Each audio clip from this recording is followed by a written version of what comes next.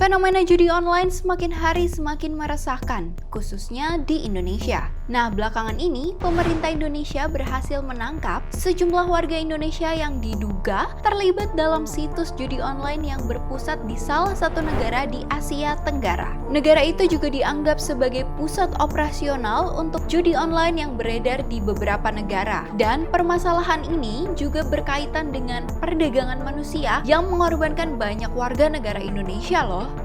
Halo Sobat Kompas TV, kembali lagi bersama saya, Safira Prameswari. Di video kali ini, Safira akan membahas tentang fenomena judi online yang banyak berpusat di Kamboja. Negara di Asia Tenggara ini menjadi basis dari ribuan situs judi online yang dapat dengan mudah diakses oleh orang Indonesia.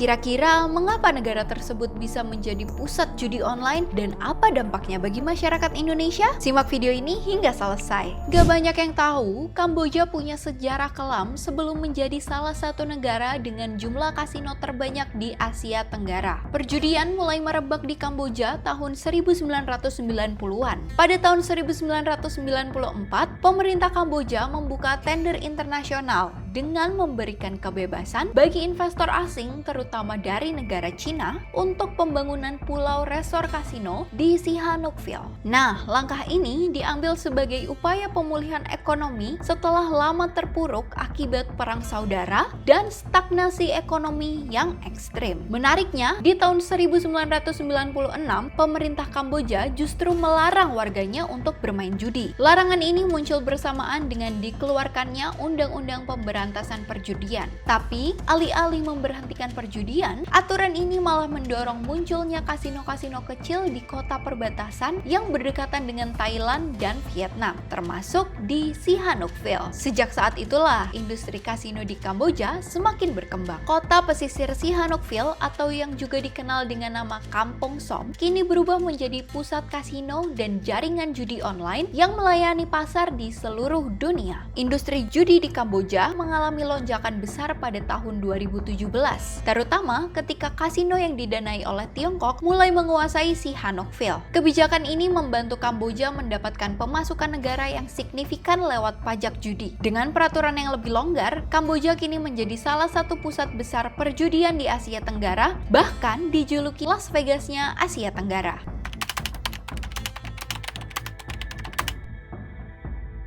Walaupun judi online dilarang di Indonesia, kenyataannya banyak situs judi online di Kamboja yang justru menargetkan warga-warga Indonesia.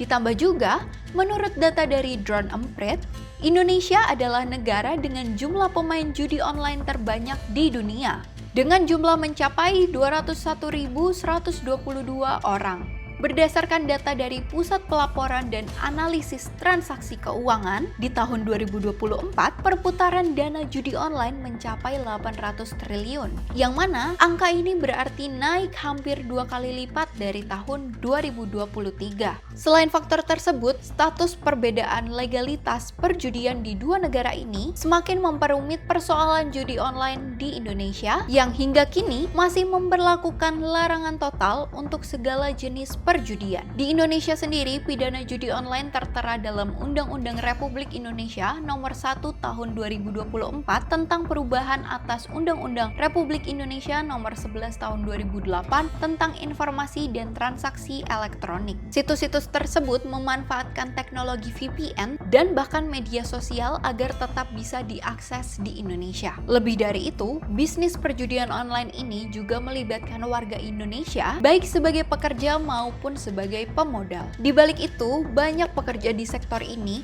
yang justru menghadapi kondisi buruk. Bahkan, ada yang mengalami eksploitasi dan tidak mendapatkan perlindungan yang maksimal. Hal ini tercermin dalam data dari Kompas.com yang menunjukkan bahwa kasus WNI yang terseret dalam perjudian online dan penipuan online di Kamboja meningkat drastis hingga 91 kali lipat dalam kurun waktu 3 tahun. Dengan jumlah kasus yang tercatat pada tahun 2020 hanya 15, namun melonjak menjadi 1.386 kasus pada 2023.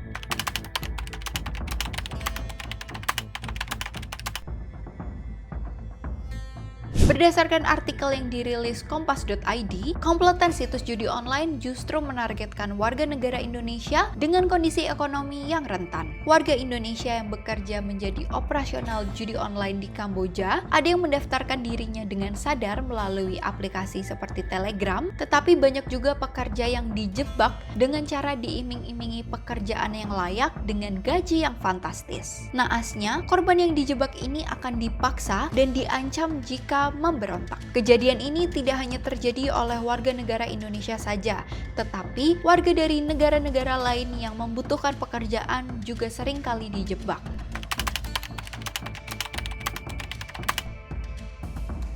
Ketika seseorang terjebak dalam lingkaran perjudian online, seringkali dimulai dari deposit kecil yang menjanjikan keuntungan besar secara cepat. Kemenangan awal akan membuat pemain merasa mampu menguasai permainan, sehingga pemain akan terus meningkatkan taruhan dengan harapan mendapatkan keuntungan yang lebih besar. Seiring berjalannya waktu, ketergantungan yang disebabkan judi online tidak hanya menghabiskan tabungan, tetapi juga mendorong pemain untuk meminjam uang, bahkan dari layanan pinjaman online. Tekanan finansial akibat kekalahan judi online ini juga kerap berdampak pada permasalahan rumah tangga seperti kekerasan dan membuat anggota keluarga ikut menanggung beban. Perlu diingat bahwa keuntungan besar yang dijanjikan pada semua situs judi online hanyalah umpan. Sistem ini dirancang agar pemain untung di awal, tapi akhirnya akan mengalami kekalahan yang lebih banyak karena faktanya judi online tidak akan membuat pemain kaya, melainkan menjerat mereka dalam ketergantungan yang merugikan.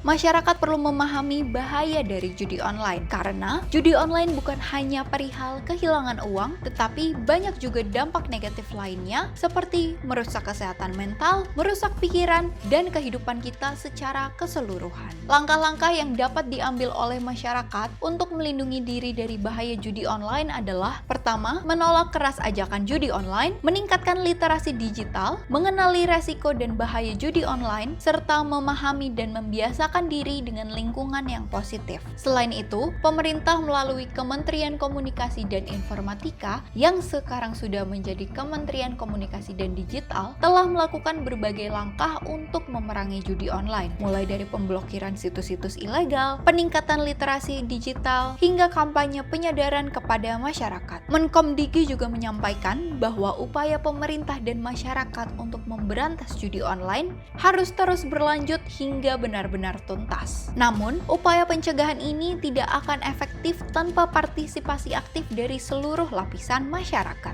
Judi online bukan hanya merugikan ekonomi, tetapi juga berdampak sosial yang luas bagi masyarakat Indonesia. Kenaikan signifikan WNI yang terlibat dalam kasus judi online di luar negeri, terutama di Kamboja, menunjukkan bahwa fenomena ini memerlukan langkah tegas dan terkoordinasi. Harapannya, kolaborasi antar lembaga pemerintah yang membentuk Satgas atau Satuan Tugas Pemberantasan Judi Online mampu menekan penyebaran judi online serta melindungi masyarakat Indonesia dari dampak negatifnya. Kita pun dapat mendukung pemerintah dengan menjadi lebih waspada terhadap segala bentuk aktivitas online yang mencurigakan, serta lindungi diri dan keluarga dari jebakan yang menunggu. Baik sahabat Kompas TV, terima kasih sudah menonton video ini hingga selesai. Jangan lupa bagikan video ini agar lingkungan kita terbebas dari dampak judi online. Sampai jumpa!